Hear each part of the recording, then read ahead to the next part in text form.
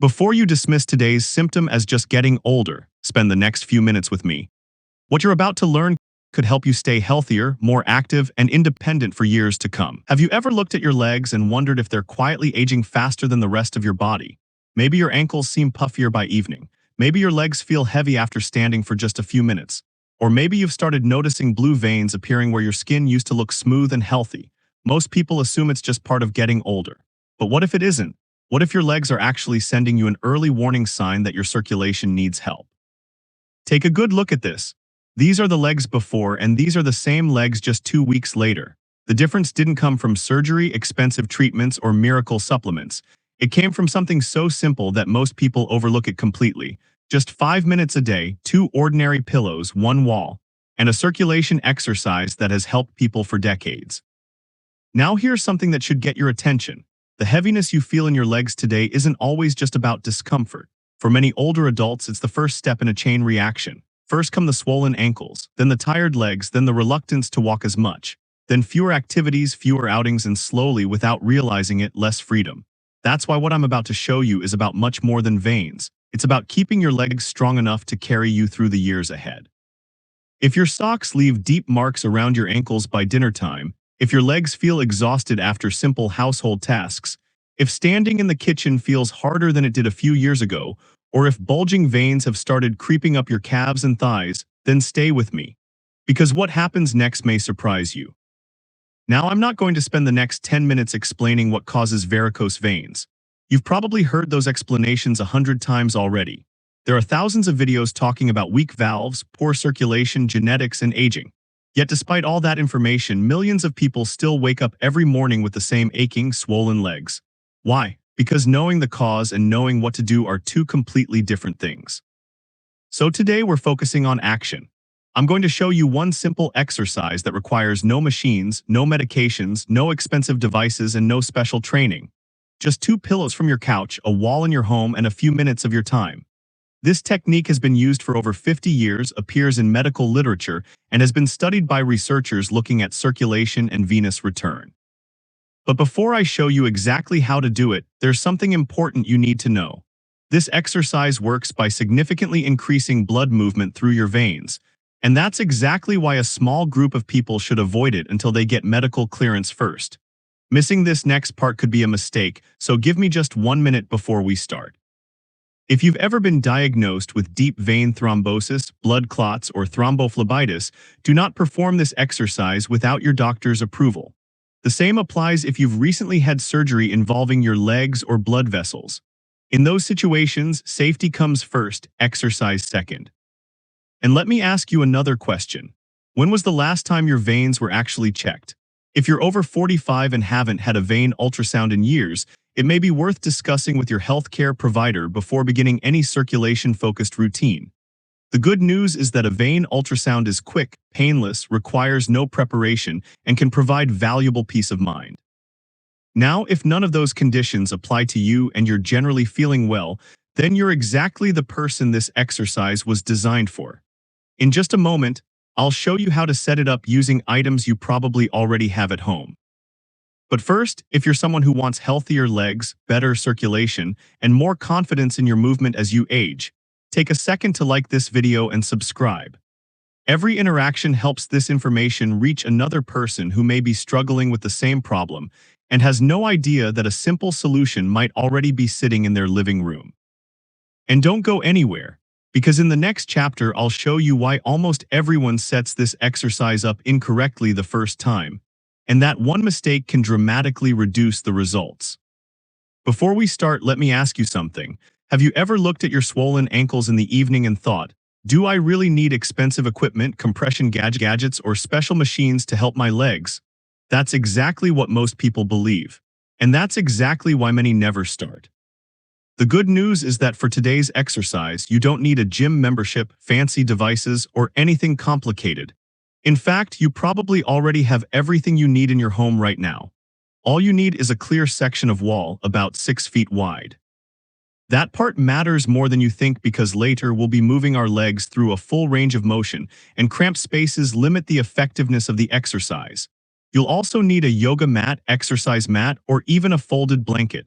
Comfort matters because tension is the enemy here. The more relaxed your body is, the better the exercise works. And finally, you'll need two ordinary pillows. Not medical pillows, not orthopedic pillows, just the same pillows sitting on your couch or your bed. That's it. Three simple things. And in a moment, you'll see why this setup has helped so many people improve circulation without spending a single dollar on equipment. Now let me ask you a question that most people with tired legs never think about. What if the biggest mistake isn't what you're doing during the day, but what gravity is doing to your legs every single hour you're awake? Think about it. From the moment you get out of bed until the moment you sit down for dinner, gravity is constantly pulling blood and fluid downward. Day after day, year after year. That's why many seniors notice heavier legs, tighter socks, swollen ankles, and veins that seem to become more visible with every passing year. But what if you could temporarily reverse that process for just a few minutes? Here's exactly how. Place your mat directly against the wall. Stack your two pillows at the base of the wall on top of the mat. Then slowly lie down on your back and place your feet against the wall. Slide yourself closer until your tailbone, the bony area just above your buttocks, rests comfortably on the pillows. Don't worry if you can't get the position perfect on your first try. Most people don't. Simply adjust gradually until you feel comfortable.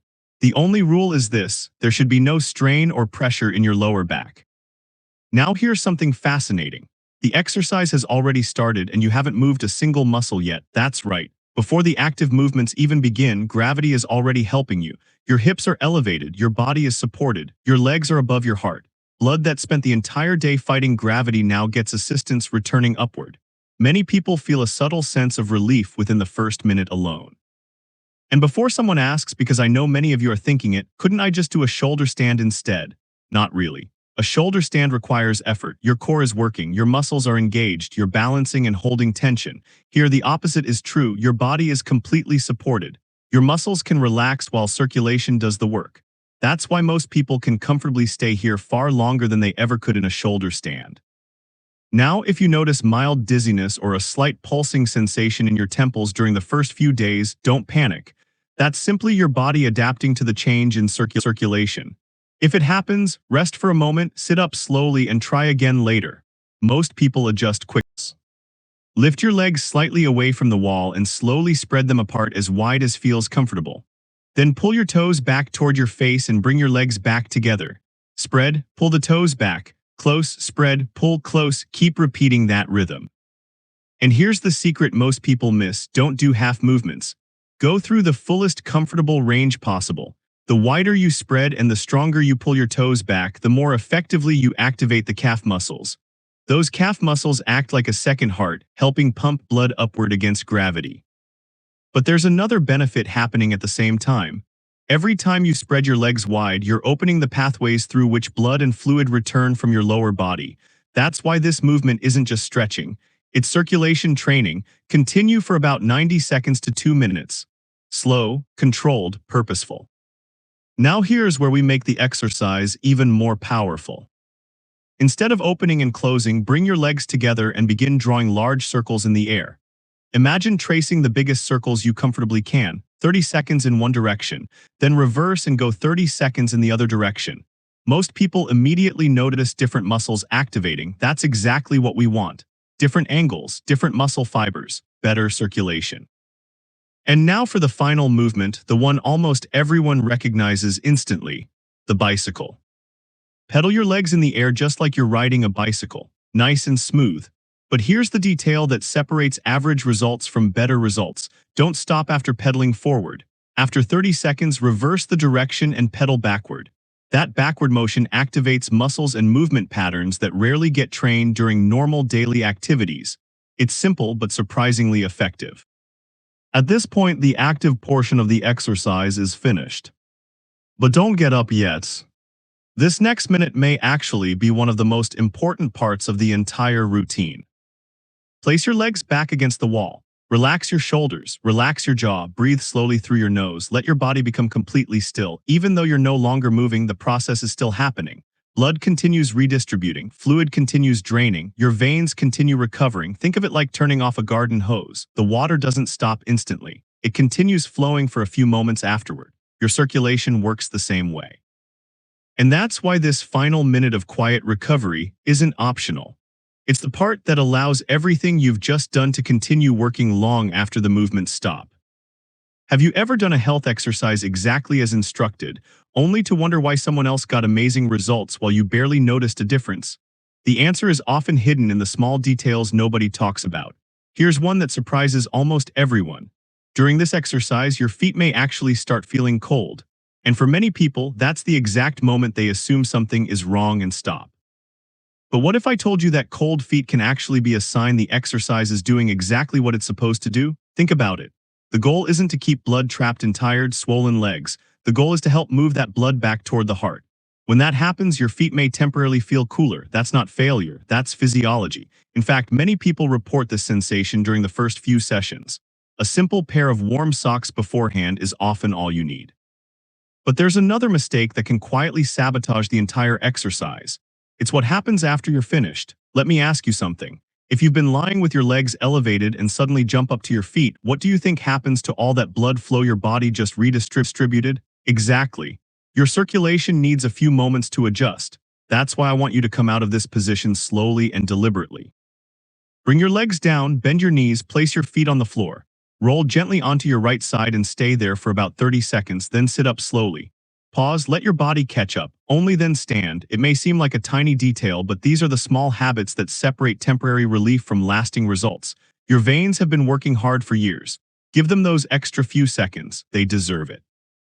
Can I tell you the number one reason many seniors try a circulation exercise for a few days and then decide it doesn't work? It's not because the exercise failed. It's because they did it at the wrong time, for the wrong duration, or gave up before their body had a chance to adapt. Let me explain.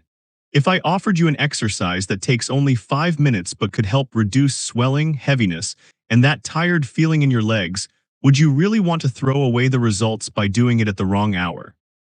The best time is first thing in the morning on an empty stomach before breakfast. That's when your body is rested and your circulation is ready to respond. Evening works too, but here's the catch most people don't know. Never do it right before bed. This exercise encourages fluid to move out of your legs and back into circulation. Your kidneys notice that. And if you do it too late at night, you may find yourself making extra trips to the bathroom instead of sleeping peacefully. Nobody wants that. Now let's talk about duration. This is where people get impatient. They hear 5 minutes and immediately try to do the full 5 minutes on day one. Please don't. Your circulation system needs time to adjust. Start with 1 or 2 minutes, that's enough. After a few days, move to 3 minutes. By the end of the first week, most people can comfortably reach 5 minutes.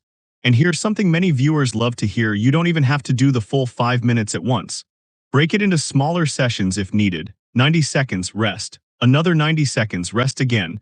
The benefit remains surprisingly similar. But here's the real secret. The people who see changes in 2 weeks are rarely the people searching for the perfect exercise. They're the people who consistently do a good exercise every day, twice a day if possible, morning to prepare the legs for the day ahead, evening to wash away the heaviness and swelling that built up. No heroic effort, no suffering, just consistency. Because healthy circulation isn't built in a single session. It's built one day at a time, one repetition at a time, until your legs begin feeling lighter, stronger, and more dependable again. What if the reason your veins keep getting worse isn't because you're getting older, but because your blood vessels have forgotten how to respond? Most seniors focus on creams, supplements, and compression socks, yet overlook one simple habit that has been helping circulation for more than a century. And no, I'm not talking about ice baths or those extreme cold plunges you see online. In fact, if you're over 60, those can do more harm than good. What I'm about to show you is much gentler, and for many people, it's the missing piece that makes the entire routine work better. After you finish the exercise, step into the shower and run comfortably warm water over your legs up to the knees for about 30 seconds. Then switch to noticeably cooler water, not freezing, for 15 seconds. Repeat this cycle 3 times and always finish with cool water. Why does this matter?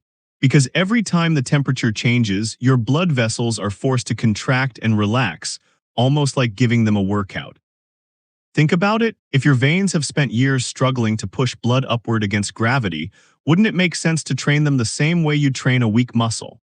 This technique is known as the Kneipp method. a form of water therapy that has been used across Europe for generations and remains popular in Germany for circulation support even today. Studies suggest it may help improve vascular function and reduce feelings of heaviness in the legs. But here's the important caution. If you have uncontrolled high blood pressure, heart disease, or any condition where temperature changes may affect circulation, talk to your doctor before trying it. The goal isn't shock therapy. The goal is gentle stimulation. Sometimes the biggest improvements come from the smallest daily habits. Let me ask you something. If your legs felt 20% lighter by next week, would that change how you move through your day? Would you take that evening walk you've been avoiding, stand a little longer in the kitchen, feel less worried about looking down and seeing swollen ankles at the end of the day? Here's where most people make a mistake. They expect dramatic overnight results, and when they don't see them, they quit. But your veins didn't become weak overnight, and they're not going to recover overnight either. The good news is that your body often starts responding much sooner than people expect. Many people notice less heaviness and fatigue in their legs within just 3 or 4 days. By the end of the first week, swelling often begins to decrease. Over the next 2 to 3 weeks, those small spider veins may start looking less noticeable. Larger varicose veins usually take much longer, but many people report less aching, less pressure, and less discomfort long before the appearance changes. And that's an important distinction. The first sign of progress isn't always what you see.